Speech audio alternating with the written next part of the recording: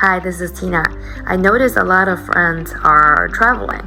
As your friends in real estate, I'd like to give you some suggestions on improve your safety measure in your house.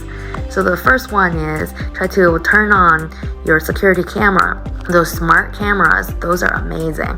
I had a camera installed at one of our rental property, and it actually can record all the motion in from the house, including street cats. We capture everything. The second one is try to lock all of your doors and shut your windows, making sure you lock your windows and you also turn off the blinds. So this way people won't be able to see through and know nobody's home. Third suggestion is try to unplug some of the appliances. It will save your power bill and also to prevent house fire, basically. Last but not least, maybe having a sitter, or you can talk to a neighbor who you can trust and have the neighbor keep an eye out for your house. So hope this helps. Hope everybody have a safe travel and enjoy your time off.